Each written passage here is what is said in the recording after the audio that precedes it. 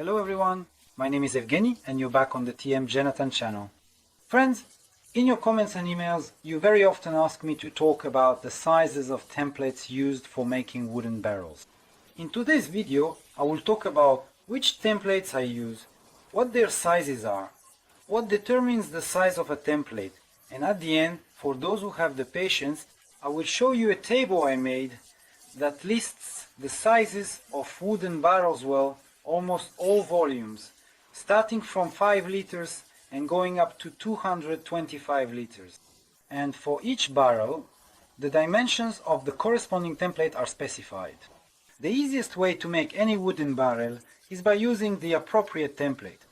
These are the kinds of templates I made from a piece of laminate that was left over after renovation.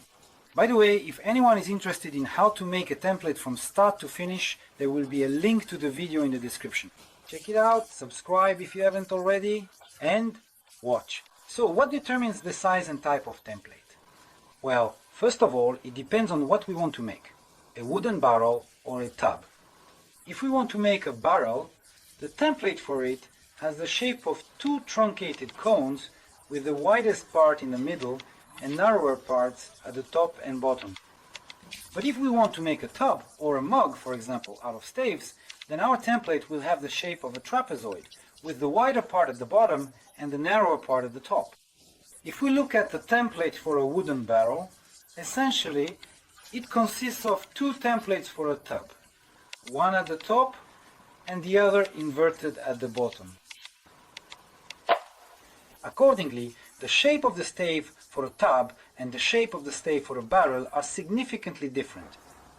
For a tub, the stave has the shape of a trapezoid. For a barrel, it has the shape of two truncated cones. In terms of dimensions, the difference in width of the stave from one side to the other should be within 8 to 12%. In this case, the difference in stave width is the same for both the tub and the barrel, and it amounts to 8%. That is, one side is 100 millimeters wide and the other side is 8% less, which is 92 millimeters. And is the same for the barrel. At the bilge or the widest part, the stave width is 100 millimeters. At the crows or at the ends, the width is 92 millimeters. For my own barrels, I use a 12% difference between the widths of the staves. Now, regarding the size of the template itself, the size of the template directly depends on several factors. The first factor is the number of staves we use in the wooden barrel. With a different number of staves, the width of the template will also vary accordingly. To calculate the number of staves, all we need to know is the outer or inner diameter of the wooden barrel. We multiply this diameter by 3.14, the value of pi, and then divide by the number of staves we plan to use. In this way, we get the inner width of a stave if we use the inner diameter, or the outer width of a stave if we use the outer diameter of the wooden barrel. This is the first factor. The second factor is the actual tilt of the cutter on the milling device. If the cutter is tilted away from the operator, like the way I set up my router table. By the way, if anyone is interested in how to make a router for milling the side edge of a wooden stave, there will be a link in the description, check it out. So in this case, the cutter is tilted away from me, and as a result, the milling is aligned with the inner diameter of the barrel. If you use a cutter tilted toward you, or there's also an option where the cutter is vertical and the table itself is adjustable so you can set the desired angle for milling the side edge, then the stave is positioned with its wide side down, and accordingly the alignment is based on the outer diameter of the barrel or the wide part of the stave. The way the workpiece is fixed to the template can vary completely. In this case, I use these horizontal clamps which were purchased from online stores. On my templates, I use JH200 and 1V clamps. This is the smallest clamp. It has a clamping force of 90 kilograms. I use it on all the clamps, on all the templates. So here is the smallest template, made from Textolite. And here I have the largest template that I use. This is a template for a 50-liter barrel. Similar clamps handle their job 100%.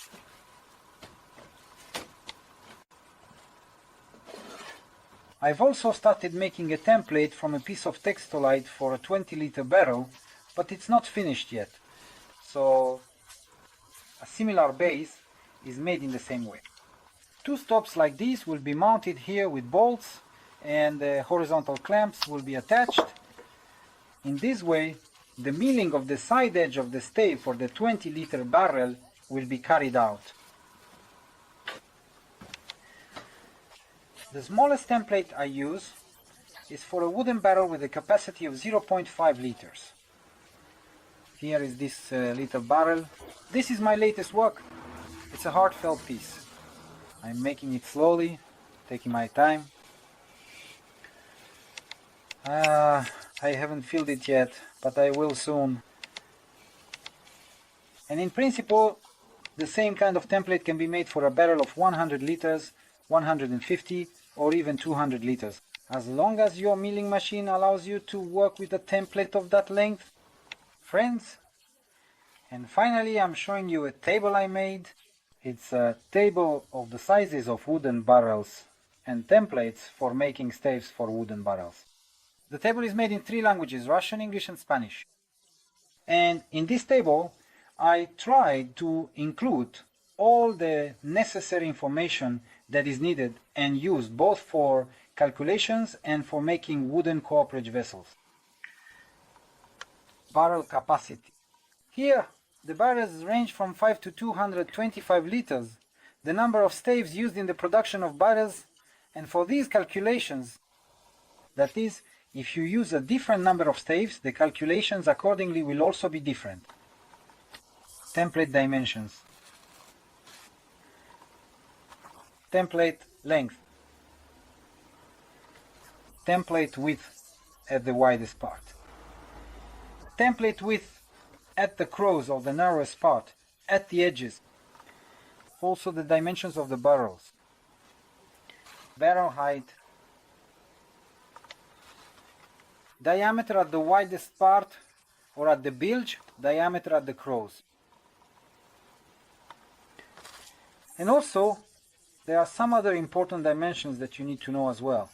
Namely, the distance measured from the very edge of the barrel to the crow's groove, the width and the depth of the crow's groove itself, the thickness of the wooden stave that is used in making the barrel, and also the angle of the side face of the wooden stave.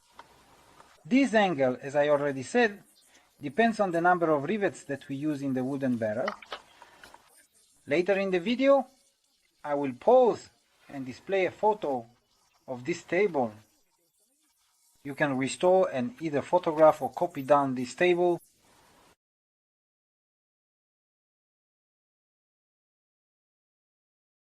Well, my friends, today I have told you everything I know about templates for making wooden barrels.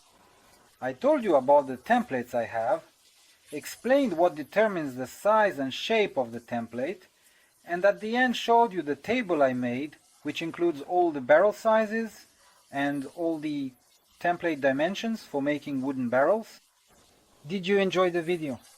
Give it a like, share the video with your friends, and subscribe to the channel. See you next time!